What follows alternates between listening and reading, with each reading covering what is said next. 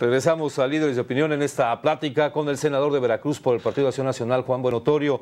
Bien, senador, quedamos en esto. Esto que señaló el presidente Felipe Calderón y cayó muy bien en el ánimo de acabar con aquellos que tienen privilegios y que evaden su responsabilidad de pagar impuestos. Ya se va a actuar, no nada más decirlo, sino actuar en consecuencia. Bueno, es otro de los temas que salió en esta reforma. Todo el mundo se ha concentrado en la parte del incremento en el IVA al 16%, que quiero decirlo y reiterarlo, es una decisión dolorosa, es una decisión que tuvimos que tomar, desafortunadamente, porque no hay de otra en el país. Somos un país que recauda apenas el 10% de su Producto Interno Bruto por la vía de los impuestos, cuando el promedio de Latinoamérica es el 17%. Los países con los que competimos andan por encima del 22, 25%. Estamos muy atrasados en ese sentido porque en lugar de hacerlo por la vía de los impuestos teníamos el petróleo, pero el petróleo se nos está acabando. Es el hecho de enfrentar una realidad y el haber tomado esta decisión en este momento, desde mi punto de vista, fue una decisión en la que optamos por un mal menor para el país.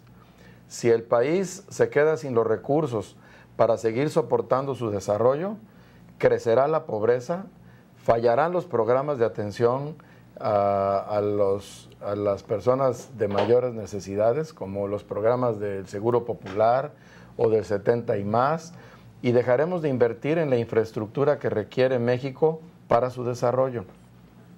En la medida que mantenemos la capacidad del gobierno para enfrentar su gasto, en esa medida, pues el país se mantiene en su estabilidad económica sin crecimiento, porque esta reforma, repito, no alienta el crecimiento, y se le mantiene también una parte muy importante, su presupuesto a los estados y a los municipios.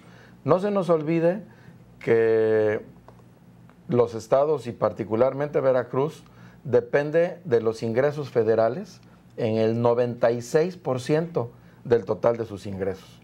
Solamente el 4% del dinero que gasta el estado de Veracruz o los municipios de Veracruz son ingresos propios, a diferencia de otros estados que tienen mucho más, han modernizado su recaudación. Entonces, el darle suficiencia presupuestal a las finanzas públicas es darle suficiencia presupuestal al gobierno del estado de Veracruz y a los municipios del estado de Veracruz para que continúen atendiendo las necesidades de todos los ciudadanos. Ahora, es responsabilidad de nosotros, los ciudadanos de Veracruz, del Congreso de Veracruz, que se vigile que esos recursos se gasten bien, se gasten eficientemente y no se dilapiden como hemos visto en algunos casos aquí.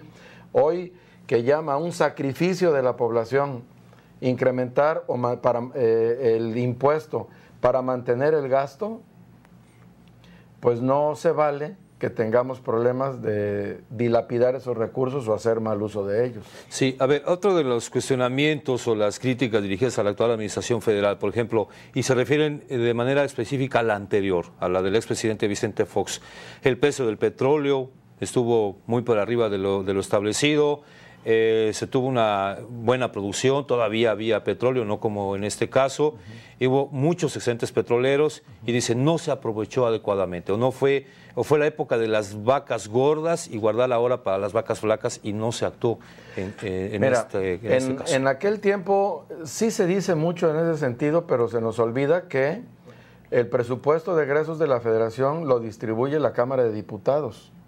Y sí tuvimos excedentes petroleros muy importantes que nos sirvieron, entre otras cosas, para reinvertir en petróleos mexicanos. El 25% de esos excedentes se regresaron a Pemex. Y gracias a eso, hoy estamos produciendo 2,5 millones de barriles diarios y no 1,5 millones, que hubiera sido el efecto de no haber reinvertido mucho en Pemex. También se nos olvida que entre el 83 y el año 2000 se invertían en Pemex en promedio alrededor de 2,000 millones de dólares por año. A partir del 2001 se empezaron a invertir 10,000, 12,000. El año pasado se invirtieron 20,000 millones de dólares en Pemex para recomponer nuestra producción petrolera. El problema de no tener suficiente petróleo en este momento es que entre el 83 y el 2000 no se invirtió en exploración y producción. Ahí se fue mucho dinero de los excedentes petroleros en estos últimos años. Otro 25% se fue a las finanzas de los gobiernos de los estados y de los municipios. Y basta el ejemplo de decir, Veracruz empezó su sexenio en el 2004, por ejemplo, con 26,000 millones de presupuesto y hoy tiene 62,000 millones de presupuesto.